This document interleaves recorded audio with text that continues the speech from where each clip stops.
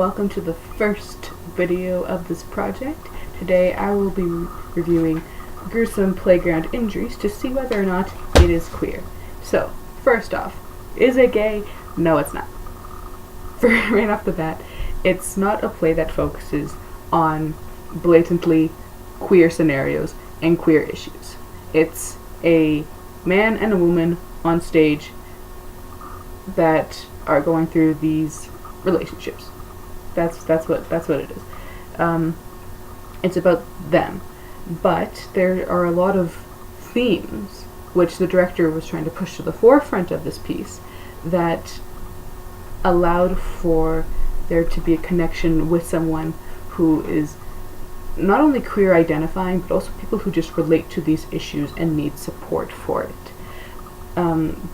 There's lots of talk about mental health and like issues and topics around consent and substance abuse, self-harm, and risk-taking behaviors, all of which are mentioned in Chris Bredeker's, the director's notes, but as well as in the play itself, because these characters have very challenging lives and go through a lot of stuff that is a mix of all this kinds of things. Like the character of Doug, this guy, is extremely risk-taking and self-destructive. He is constantly getting hurt, constantly in the hospital for several reasons. I won't get into too many of the details there. While Kayleen, while she may not be going like coming into the hospitals with like broken arms and like scraped up knees, she still has not only a very sensitive stomach that constantly forces her to throw up. This causes her so much mental stress and leads into other mental health issues that eventually lead her to hurt herself and abuse substances to just try and escape these cycles of pain. But all of these issues, the mental health and all the things that I've mentioned before, they're all can be similar to ones in the queer community, to people in the queer community, because LGBTQ and plus youth and people who identify as such go through a lot of those kinds of things. They're more likely to experience mental health issues such as depression and anxiety because of the pressure and stigma that is put onto us just because we don't identify as heteronormative. Like, an Ontario study in 2009 says that 20% of trans people experience sexual and physical abuse, while 34% say they've been verbally harassed and hated upon just because we're not identifying to like the gender binary of male, female, and like straight relationships. Like all of this has its repercussions. All this stress and all this anger and hate and confusion that's directed at queer individuals is expressed in a lot of these unhealthy behaviors. Like, yes, it's very sad to say, but yes, like a lot of queer individuals experience issues with mental health and abuse and all kinds of like substance abuse, sexual abuse, and physical and verbal abuse.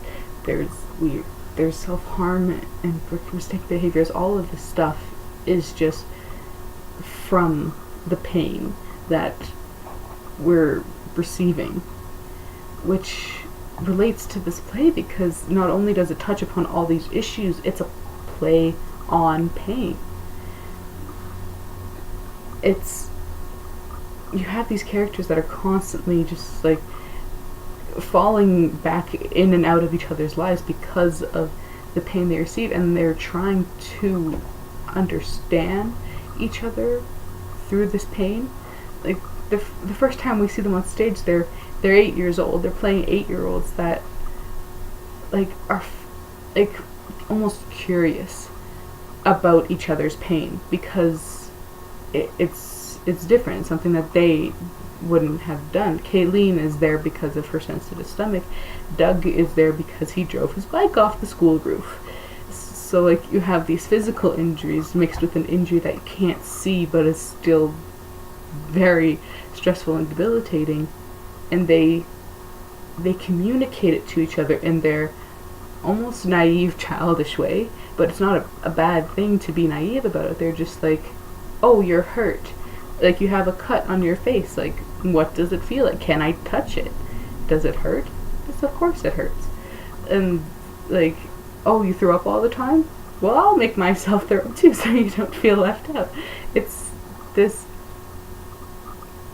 a childish bravery to face pain and know that it's, even if you're in pain, you're not going through it alone.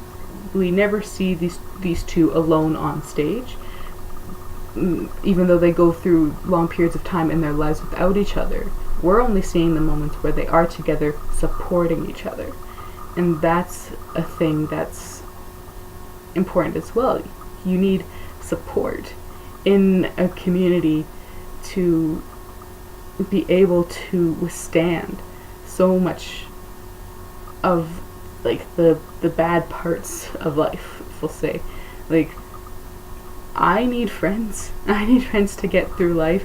I need a family and love to support me, and they needed each other to support them. So it shows the importance of like having someone there to understand you, and even if they don't fully like understand the reason you're going through all this pain, and don't understand the cause or like why you yourself are causing it to yourself, in some cases it's like, okay, I understand you're in pain, and I won't try to take that pain away without understanding it. I just want to let you know you're not alone with this. Like, you're not stuck in this vortex of like hate and pain and all this bad stuff. It's just, you may not be where you want to be now, but neither am I, and I understand that. That's kind of the message that is speaking out to me with this play. Another thing that this play did well, I feel, is that it didn't focus on... It's not that it didn't focus on. It was like, yes, you have a heteronormative couple on stage. You have a man and a woman who represent as such on stage. But I felt as though the relationship between them wasn't, I almost want to say violently heteronormative. Because that's the thing with a lot of movies and plays that I sometimes see, where you have one man and one woman on screen, and everyone feels that they have to be together because, oh, it's a man and a woman, they always go together. Not always, and it doesn't always have to go together just for the sake of it. Like, you don't have to throw a heteronormative romance in there just to like tick a box of like, oh, there we go, we ticked off, there's love. There's love in this place, so it's not completely and utterly dark and disturbing. It's like, no, that's not the way to do it. And that's why this play was good, because it didn't do that. It wasn't just like, oh, we got love through a heteronormative relationship and we're done with. It was a love that was very, one could say platonic, a platonic love of them always just wanting to be there for each other and looking out for each other in their own ways, as they're both very disturbed individuals that are going through a lot of stuff that's like separate from each other. They still love each other enough to like come back and like check and see like, hey, are you okay? Is there anything I can do? But it's not like a couple relationship. It's not like boyfriend girlfriend. And even though like at some points they say like, oh yes, like I love you, but like they never line up, because they talk about Kayleen having boyfriends, they talk about Doug at one point trying to get married, so they never seem to like be at that moment where they could become a couple, and that's completely okay.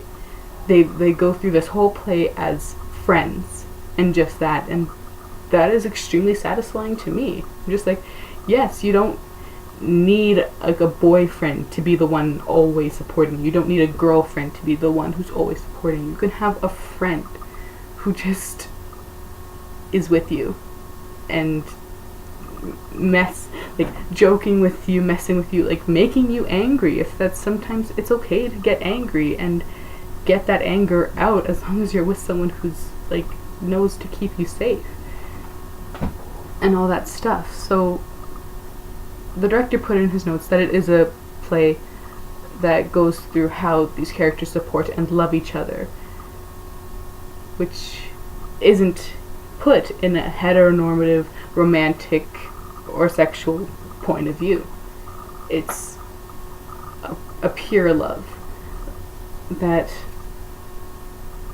really nice to see in this day and age, where like a lot of like romance is like sometimes forced down your throat, because you're like, I'm watching a movie that's about superheroes and they throw in romance. I didn't need that at this point. I'm here for the action, not for the kiss on screen.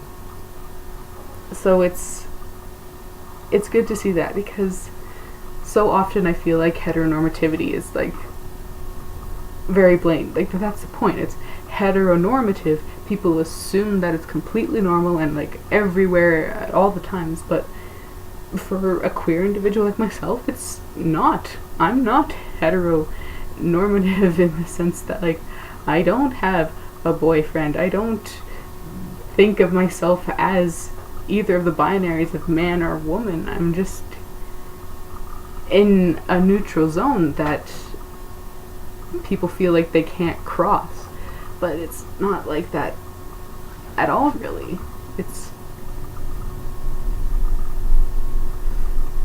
It's like, it's so confusing to put, but it's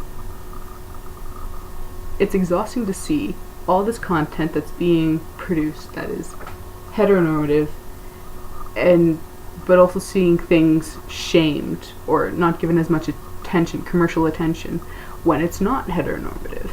Like a lot of plays and shows that I really like, because they focus on queer issues and have queer characters in them, are just not as well known because they're not being supported and produced.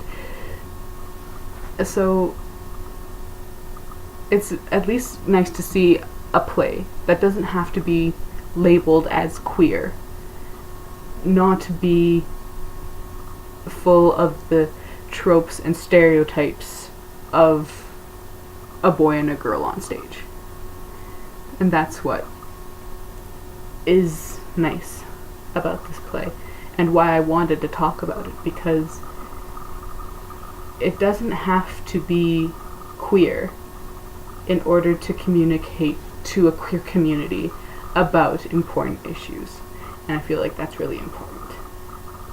So that wraps up my video for this play. I hope you like it. Gruesome Playground Injuries will be playing from January 18th to February 9th. If you want to see it at the Assembly Theatre, I'll put a link down below if you need it. And that's the point of view from the Q. Thanks.